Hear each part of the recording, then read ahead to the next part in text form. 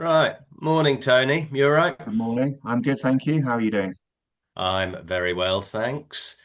And welcome, viewers, listeners, to our podcast. And we'll be talking about Oxbridge Oxbridge applications with a specific focus on your own experience of it, and that being Cambridge Natural Science, although I'll let you say that, I suppose.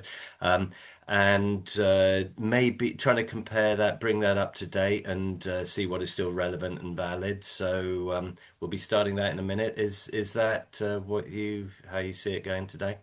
Absolutely, yeah. So I applied to Cambridge in 1997 and was successful in my application and then studied natural sciences at Downing College, Cambridge from 1998 to 2001.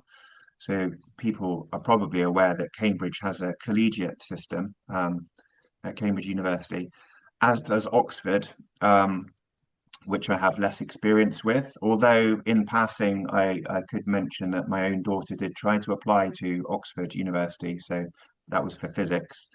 Um, but she's now at Manchester University, so obviously she was unsuccessful in getting into Oxford at a fairly early stage of the application process, unfortunately.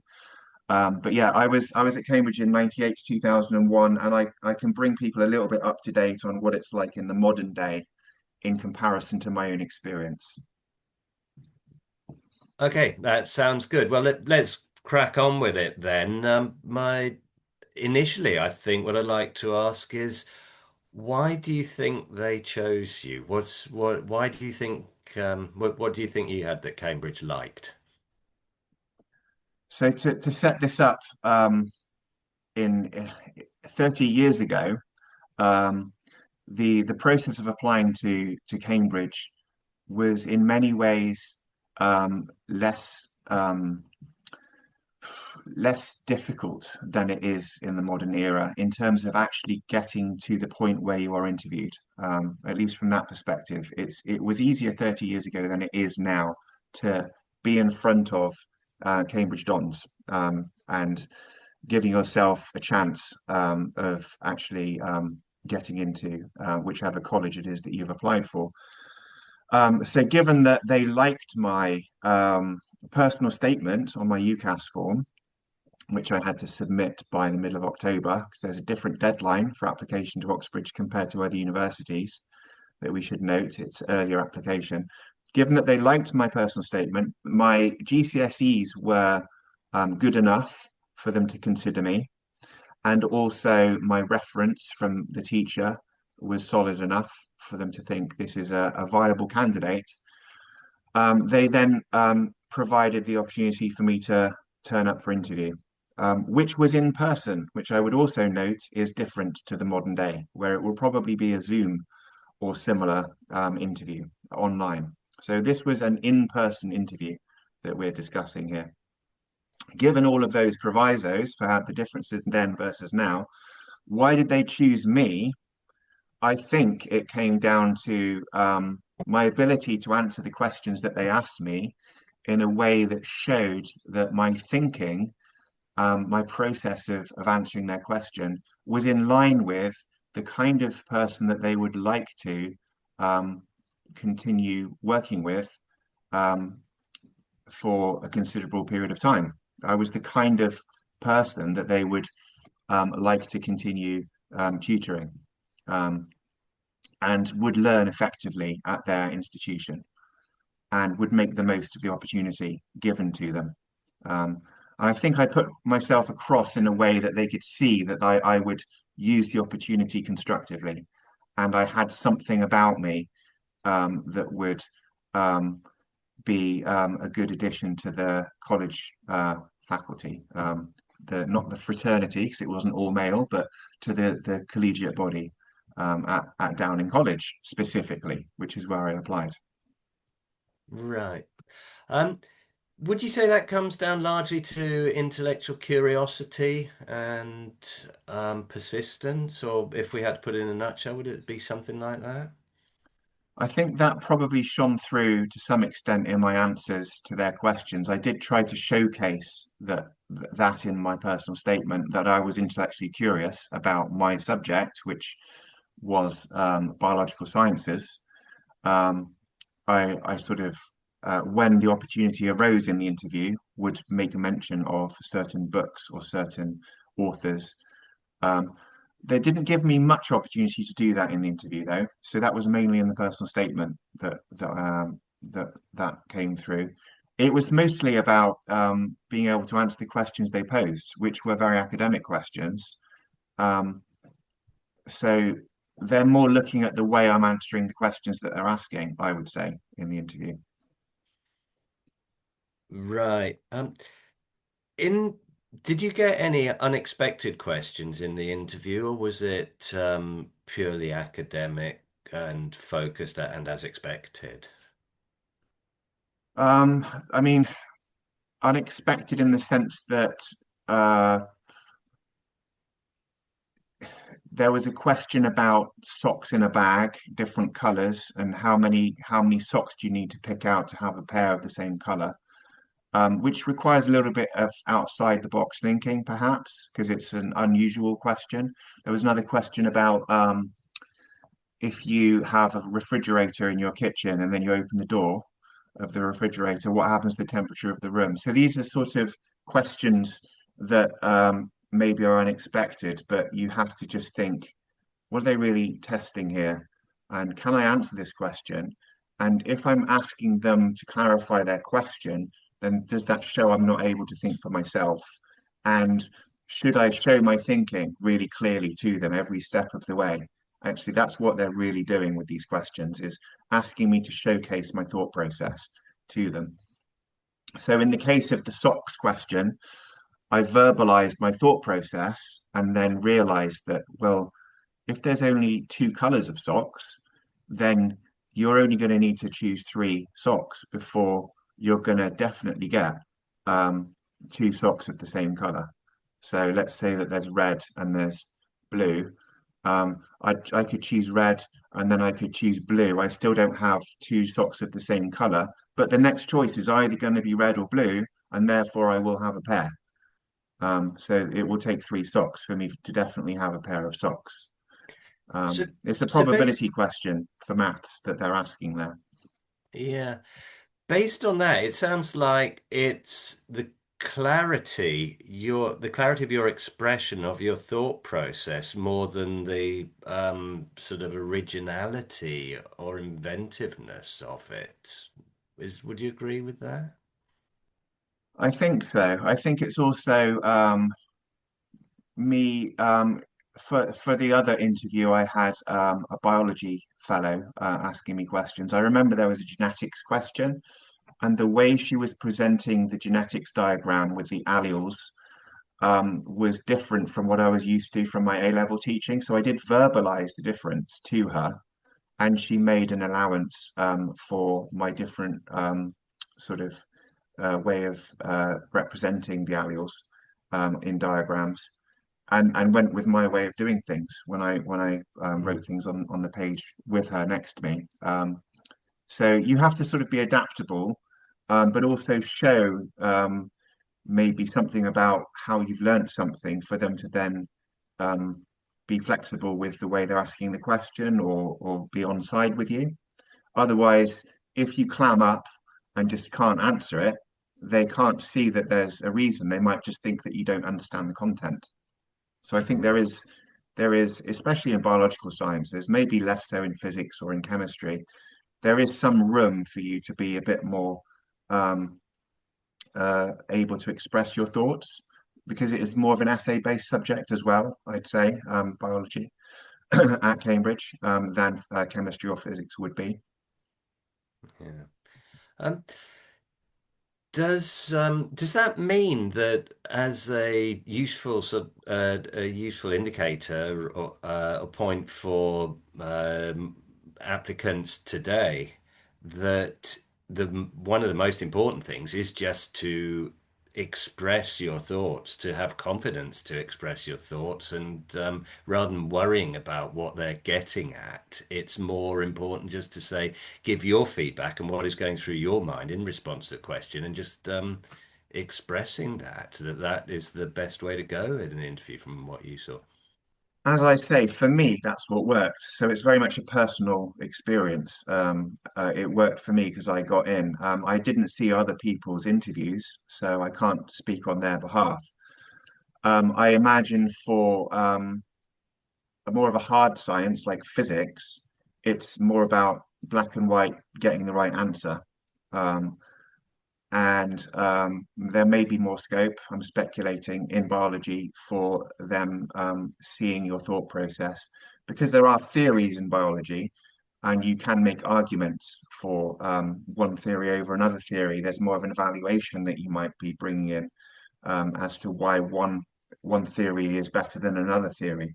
Um, if you're talking about the theory of evolution by natural selection, you're very much going to talk about Charles Darwin's theory of natural selection and the inheritance of acquired characteristics being superior to Lamarckism, which is the inheritance of um, well, that's the inheritance of acquired characteristics during the lifetime of the individual, whereas it's more genetic inheritance of something that Darwin didn't know about at the time in the 19th century, which we now understand to be genes, and we call genetic inheritance in the modern day. So the inherited characteristics are what are passed on to the next generation. So you could give that context perhaps to show that you understand where these theories came from, to show the X factor to the interviewer, that you know a little bit about where these theories came from and the scientific process that has to be gone through to to understand more about maybe the progress of science over the years and how you're part of a scientific endeavor as a university student, you are in some sense progressing the science through observation. And what science is the process of getting evidence for things and rejecting theories or hypotheses that don't correspond with the evidence that you obtain. Yeah, in the same way, wouldn't it apply for pretty much any subject on a broader basis that you are taking the knowledge that in answer to a question they're giving you, you're taking knowledge that you would be expected to understand and applying that to what they have asked you and trying to connect ideas from pretty much anywhere if it's rational to try and cast light on whatever issue they're looking at. So it's a similar principle, I would have thought, even if they are different. You know, some are harder sciences, or some are more. There's more room for opinion, I suppose. Yes, I mean, you could talk about science as being on a spectrum of hard to more soft, and then you've got at the very soft end the social sciences, um, Yeah, and then my you've area. obviously you know about economics as well, Yeah. which we're not sure whether that's a science or not, but Well, obviously that another if podcast maybe for that one. yeah, but if you're applying for natural sciences at Cambridge, what you're applying for is uh, a broad-based tripos, where in the first year you can pick and choose biology, chemistry, physics, materials science. You can pick and choose from across the whole range of sciences if you're so inclined. So if you're one of those candidates who might be a generalist and might not quite know their path yet in within natural sciences specifically, then you should show off your range in the interview and your ability across the sciences to the person in front of you. But you should still show that you understand their question and answer in a concise, relevant way what it is that they're asking you.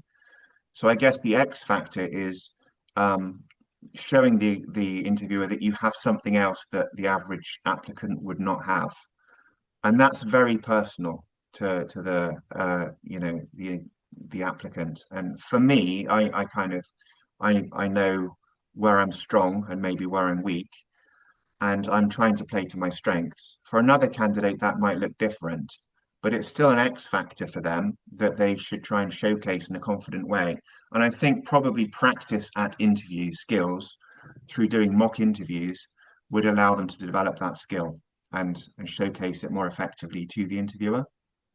The interviewer will not give much time for the applicant to do anything other than answer very uh, difficult academic questions.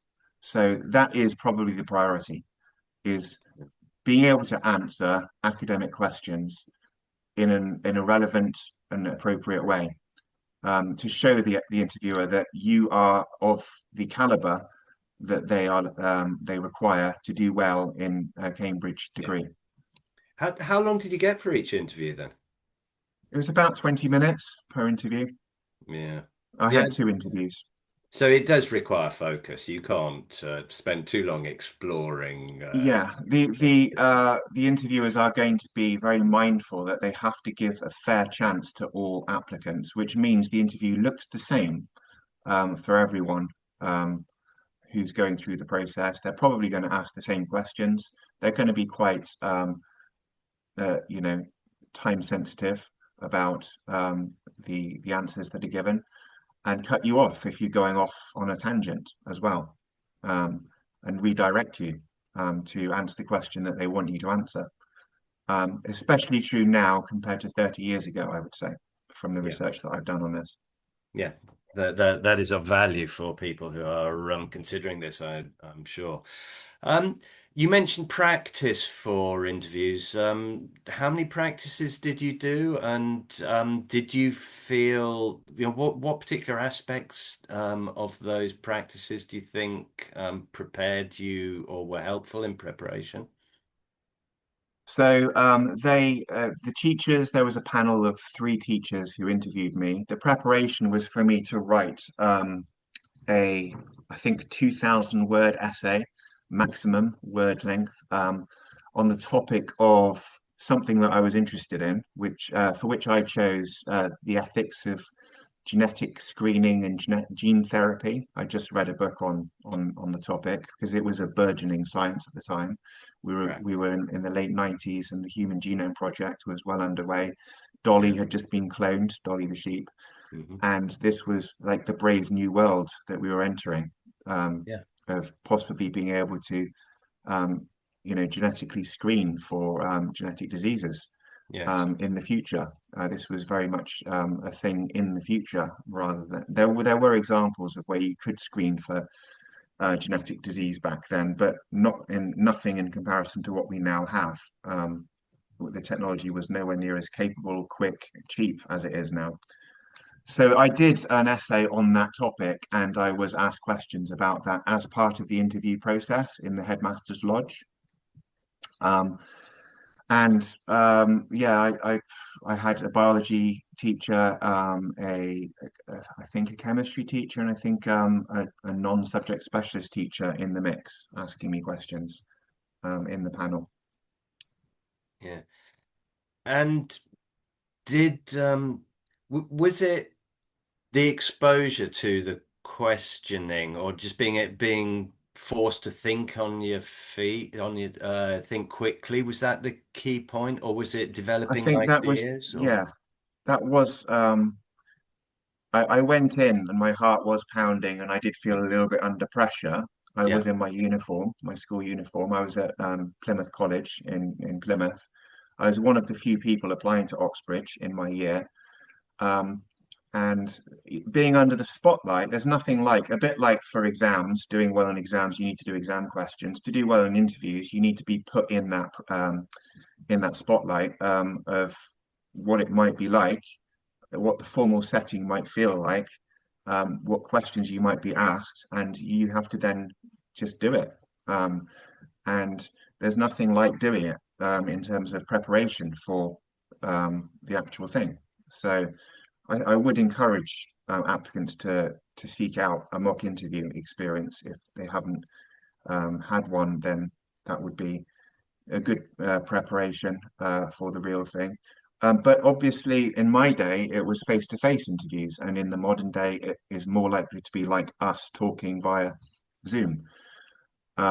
So that would be the mock experience in the modern day. Is Yeah, you've mentioned that a couple of times now, which is, of course, of value. That is that almost always the case in the modern day, as far as you're aware, or have they stopped this thing about where people would go to the college and sort of spend the night there? And unfortunately, I think that that's true, and I think that since COVID-19 and lockdown, increasingly that's the way society has pivoted, not just in the university interview experience, but also through job interview experiences and other kinds of evaluations that people go through.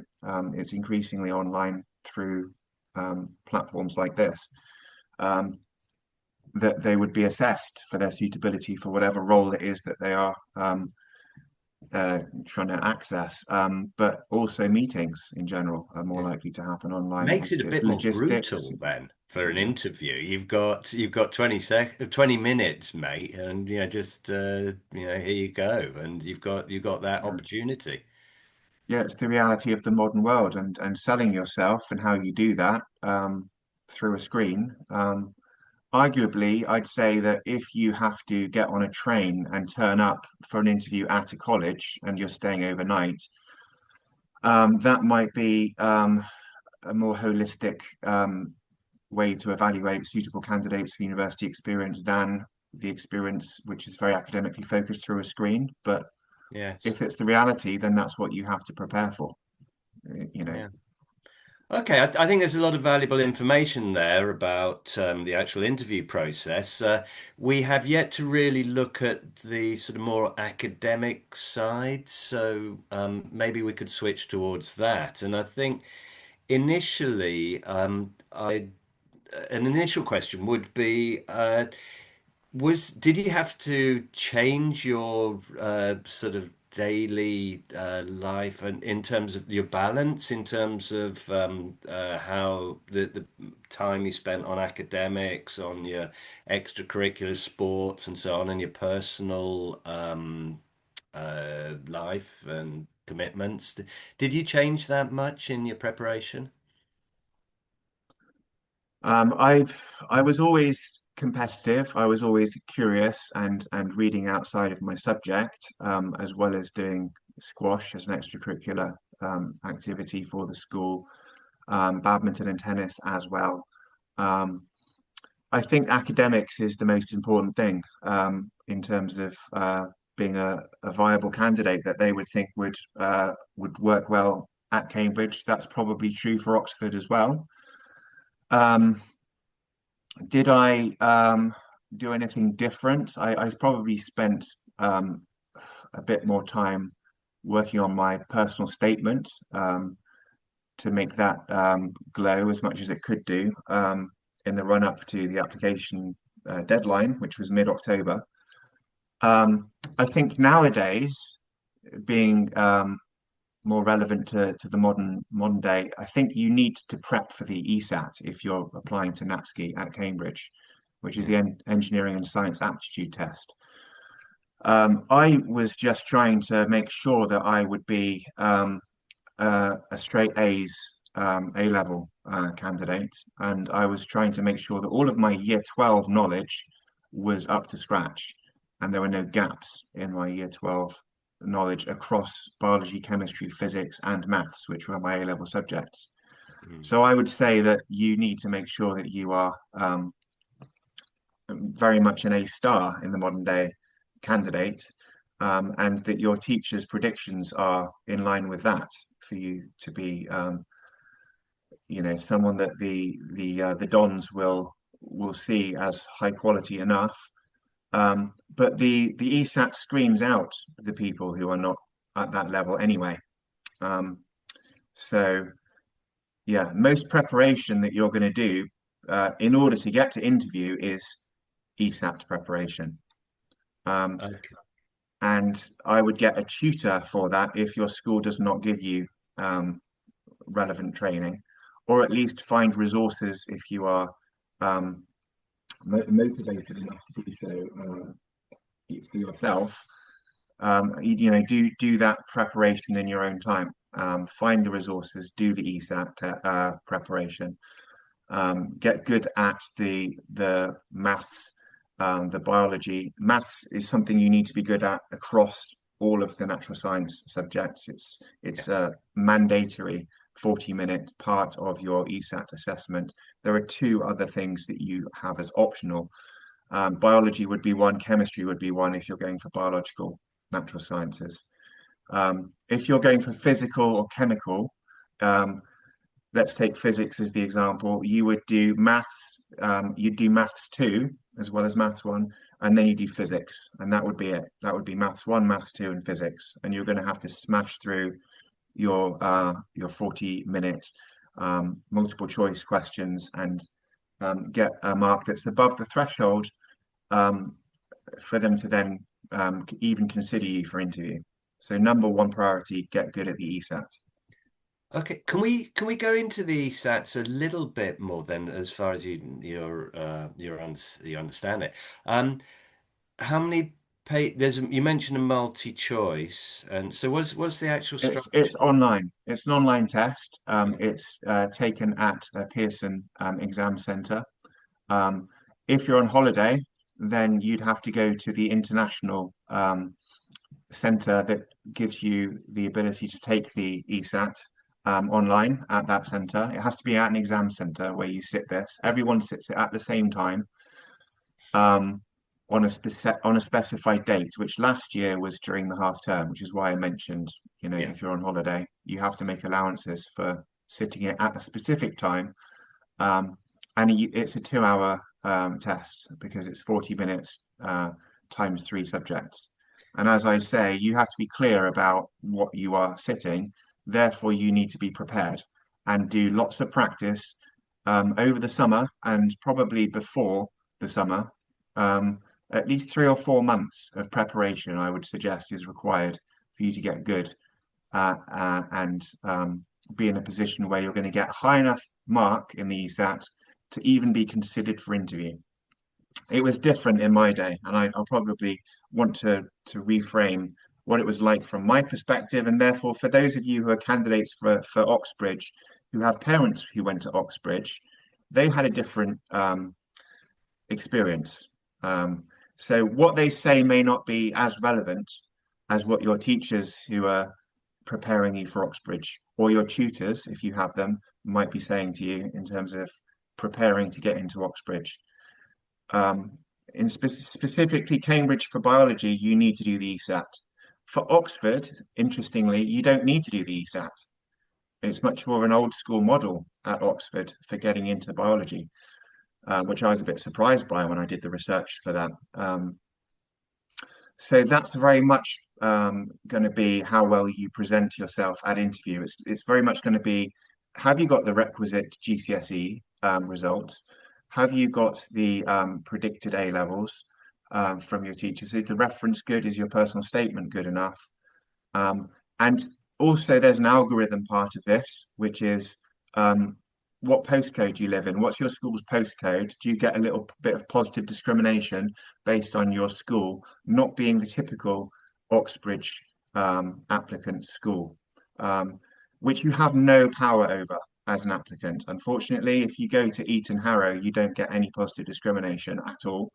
If you go to a private school which has a history of applying for Oxbridge with students from high socioeconomic backgrounds, then you don't get any positive discrimination either. If you're from a poor performing state school, then you're going to be positively discriminated for by the algorithm, not by humans, but by the algorithm, which gives you a number based on what what the algorithm says, based on your geography. The rest of it is under your control, and that's what I'm pointing the finger towards. It's going to be um, I mean, you've already got your GCSE results at this point, Yeah. so they have to be up to standard for you to be a viable candidate. Your personal statement you have control over, your A-level predictions you have control over. Make sure that they are in accordance with A star AA minimum, I would say. A star A for Cambridge minimum, probably three A stars is Yeah. is realistic.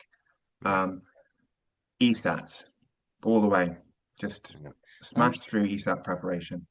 Yeah, I'd like to go back to your point about your personal statement a little bit, or just go into that a bit more. You did say that you've got to get that to glow. Any sort of Mm, more pointers or clarification about how one might approach that, or how you did that personally? yeah. So you've got to show off your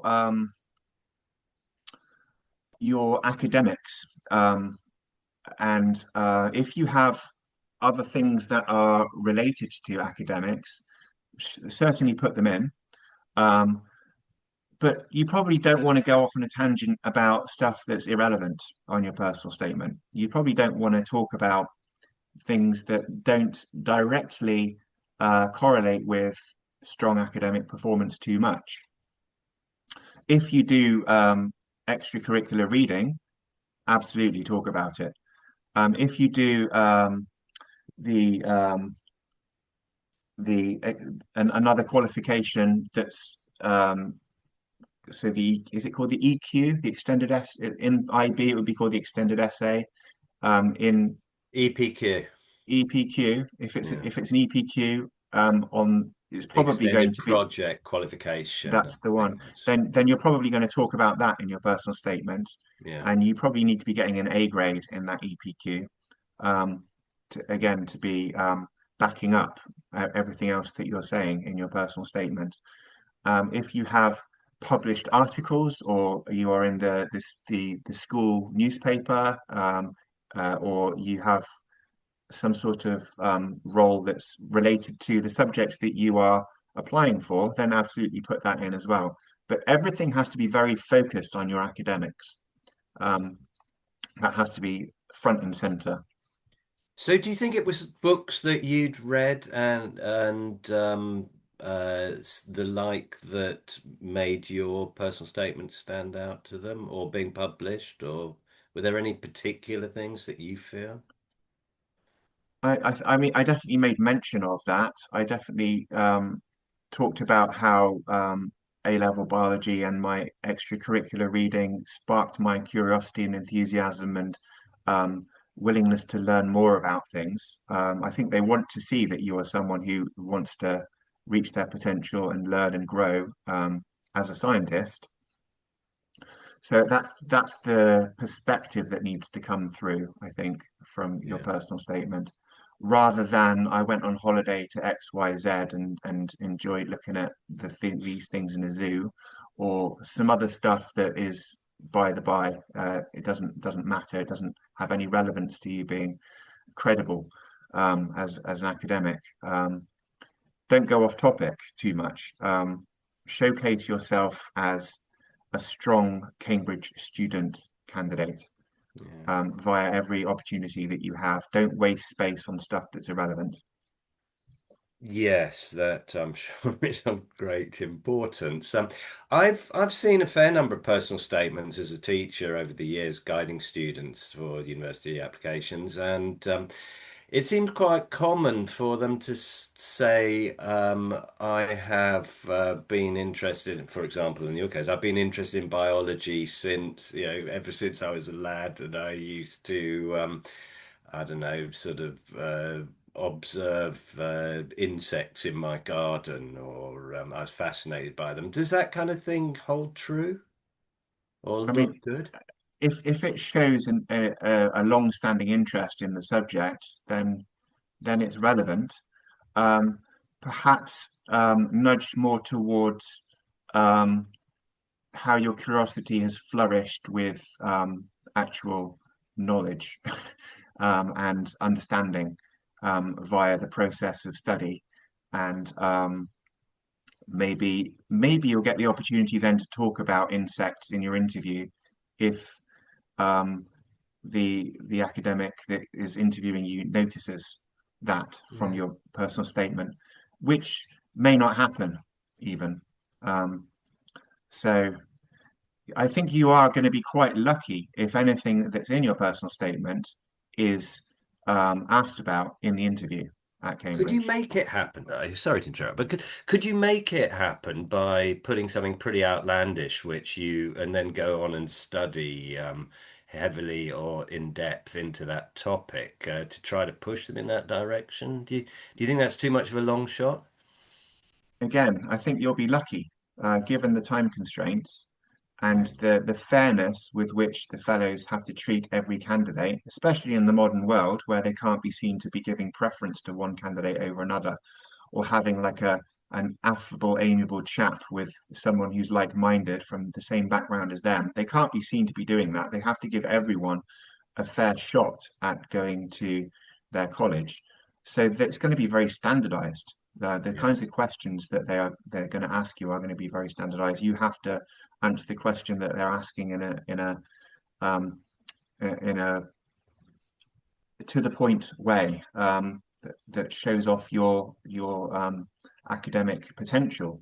They're going to score you based on your answers to their questions. Um, and everyone will have the same questions pretty yeah, much. yeah, If you go off track, they will bring you back on track. If you are irrelevant, that counts against you, probably as well. yeah. If you misunderstand their question, then that shows you didn't listen to what they asked you, which is a negative. Um, so I think you have to keep quite narrow in your focus on what Yeah. they're asking you, and uh, like I say, the personal statement is what gets you through the door, but it's part of a package of what gets you through the door. Um, at Oxford, you don't have to do the ESAT for biology, so you have more scope to show off your skills through probably more interviews. I'd have to research that more. It might even be an in-person interview at Oxford versus it's more likely to be a Zoom interview at Cambridge. Maybe we Yeah. can look at that another time.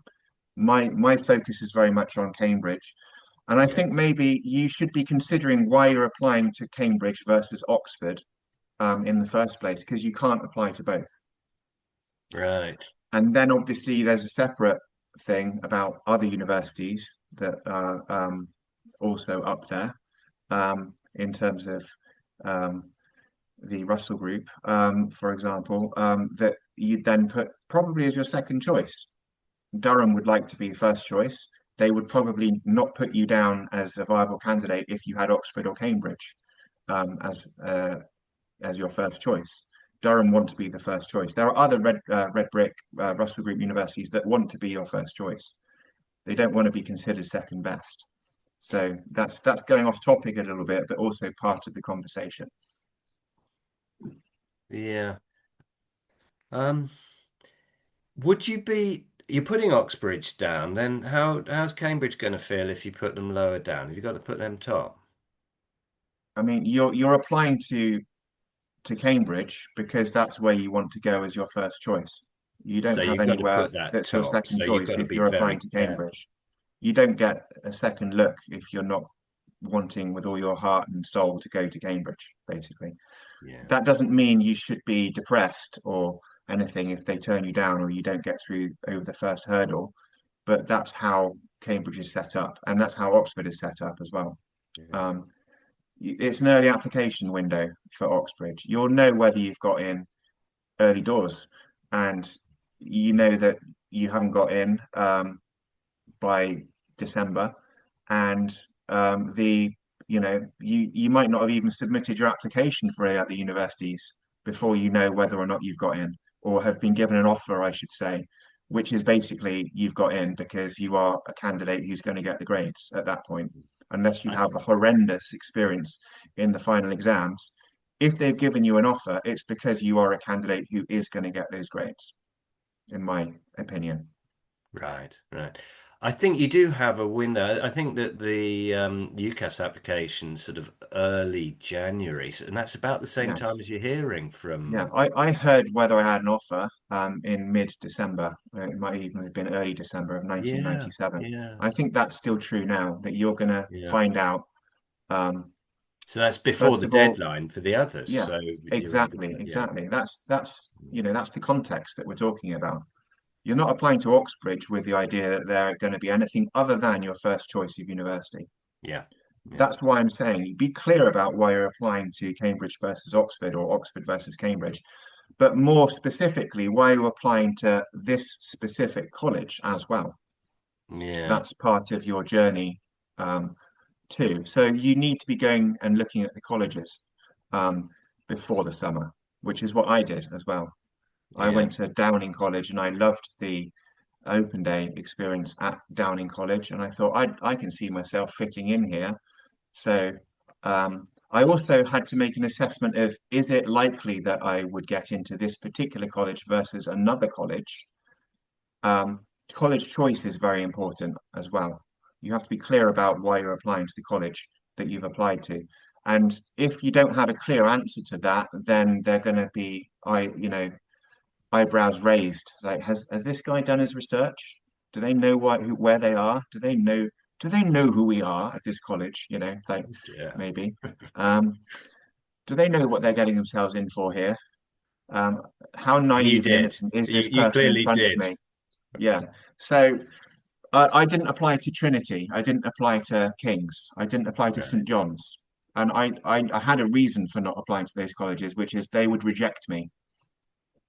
Um, I Mm. applied to Downing because I thought I had a solid chance of getting in. A middle of the road college, actually very strong in natural sciences, I now realize. So Right. maybe I had ideas above my station by applying to Downing, but I got lucky and I got in. Um, Realistically, with the preparation I put in 30 years ago, would I get into Downing now? Probably not. Not without a completely different attitude and preparation for getting in, at least.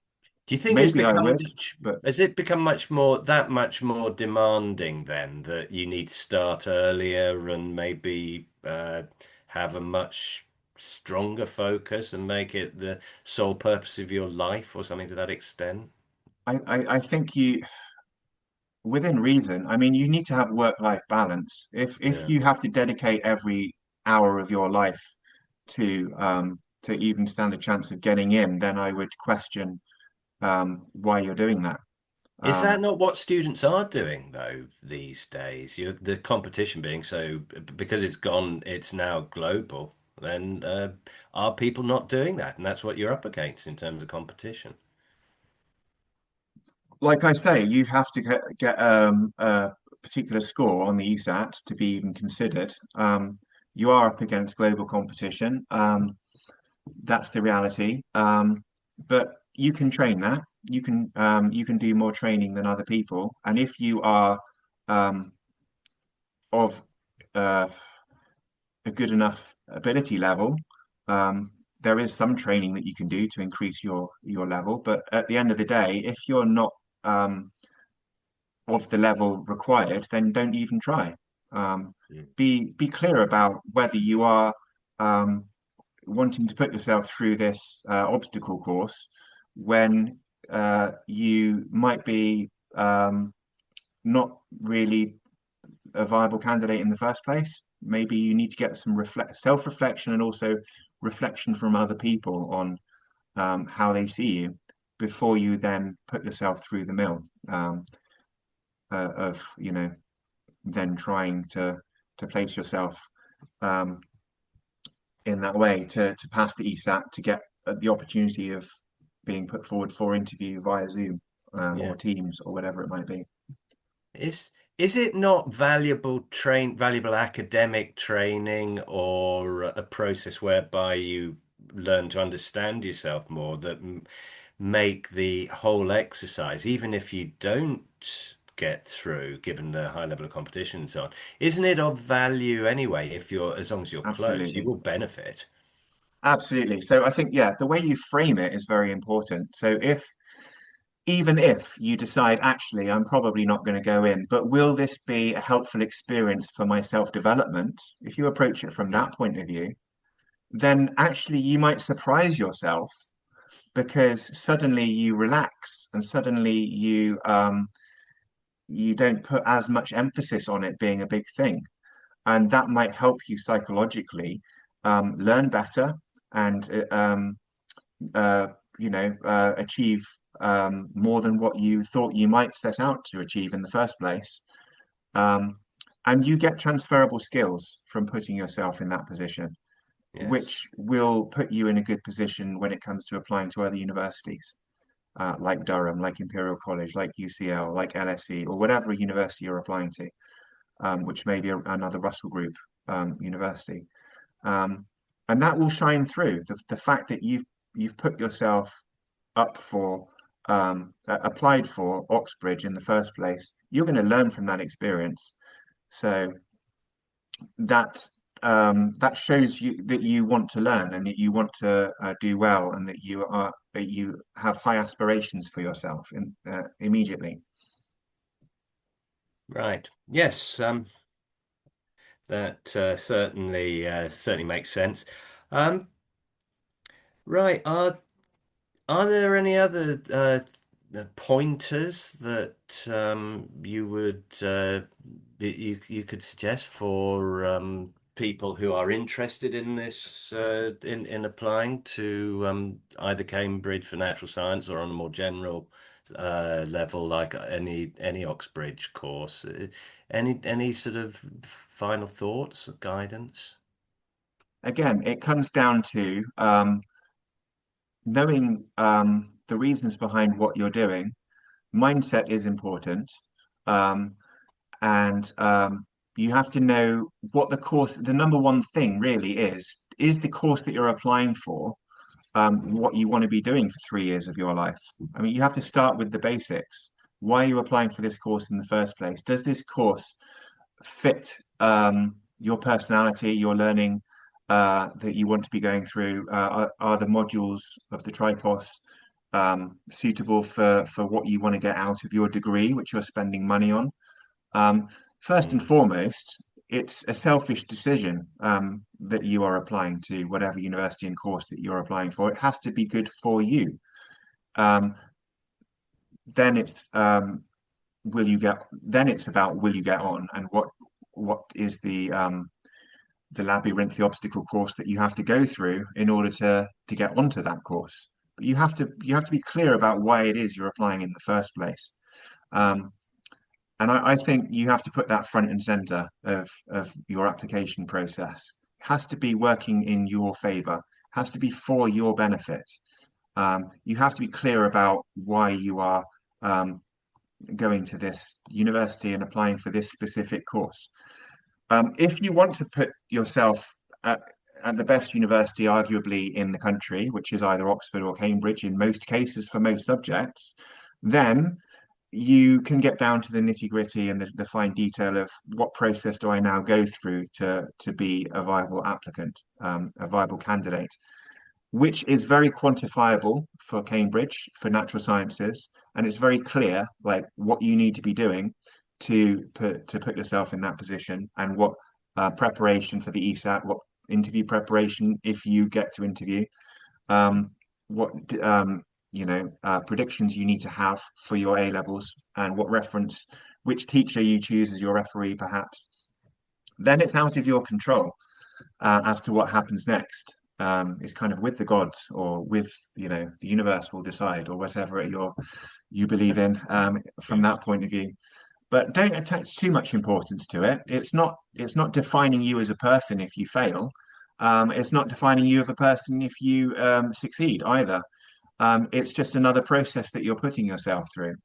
Um, and whether you not succeed is down to how well you prepare. And good luck with the journey. Right. Well, that seems to be a good point to leave it at, and I think you provided a lot of good information and insights into what can help people, what helped you, and what can help people today. So I think we could probably close it there, Tony. Yeah, I think the journey starts now if you are applying to Oxbridge. If you haven't already worked out what the process is, then June 2026 is when you should be starting your preparations and building up um, your ESAT expertise and your mock interview practice, probably in the autumn, after you've gone through the process of building up some ESAT skills. Um, you should be working on these things in the background, perhaps. and be on top of all of your year 12 subjects. And uh, yeah, that will feed into the ESAT as well, the ability Yeah. to answer the questions that you're facing. But good luck with the journey, as I say, and Mhm. uh, have a great summer and study hard and uh, long live and prosper. Very good. Live Let, long and let's prosper. let, let's hope some people get the result that they desire from listening to this. And Perfect. right, Take care. Good to see you. bye.